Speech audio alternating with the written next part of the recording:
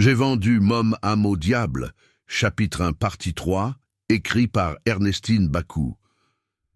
Mes amis pensaient que le produit de ma mendicité provenait de mes parents, tandis qu'à la maison, je prétendais que je me rendais à pied dans mon nouveau lycée. J'ai toujours soupçonné ma mère de ne pas m'avoir cru, mais elle n'a jamais rien dit. Je haïssais cette famille, j'en voulais à mes parents de m'avoir conçu et fait naître dans ces conditions. Comment pouvez-vous être pauvre et être heureux, maman ? Demandai-je un jour à ma mère, qui me jeta un regard où l'on pouvait lire son désarroi avant de me répondre. Quelle relation l'argent a-t-il avec le bonheur ? Donc pour toi, l'argent est synonyme de bonheur, me dit-elle d'un air dépité. Bien sûr, puisque quand on est riche, on est forcément heureux, m'écriai-je. Qu'appelles-tu riche ? Me demanda maman. C'est moi qui étais maintenant surprise. Mais maman, riche veut dire avoir beaucoup d'argent. Qui est-ce qui te l'a dit ? Mais tout le monde le sait.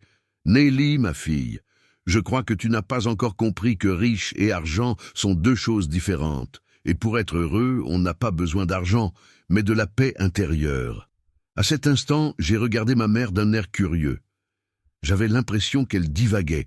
Comment pouvait-elle comprendre ? Elle était née pauvre et allait mourir pauvre. Rien de surprenant, on ne parlait pas le même langage.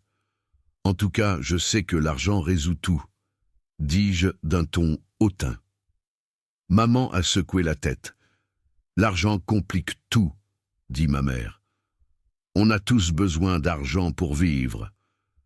L'argent n'est pas si important, répliqua ma mère. J'ai abandonné la discussion car ma mère avait un point de vue différent du mien. Je n'allais donc pas gaspiller mon énergie pour qu'elle change d'avis. Ma mère a encore eu une fille. Cela me mit dans tous mes états. Comment pouvait-on être aussi démuni et avoir autant d'enfants ? Je disais à mes amis que j'étais fille unique. Ce qui était vrai dans ma tête. J'ai passé ma vie à surfer sur cette vie de mensonges, d'illusions, de non-dits jusqu'à mes 18 ans. Je venais alors d'obtenir mon baccalauréat. Cette année-là, tout a basculé. Les choses devaient se préciser. J'ai commencé à réfléchir à tous les moyens que j'avais à ma portée de devenir rapidement riche. J'ai regardé autour de moi. Mes frères étaient devenus de pauvres hommes comme leur père. Ma sœur aînée s'était entichée d'un pauvre commerçant. Cette famille était partie pour mourir pauvre, mais pas moi. J'ai alors pris une décision qui allait changer tout cela. Me servir de mon corps.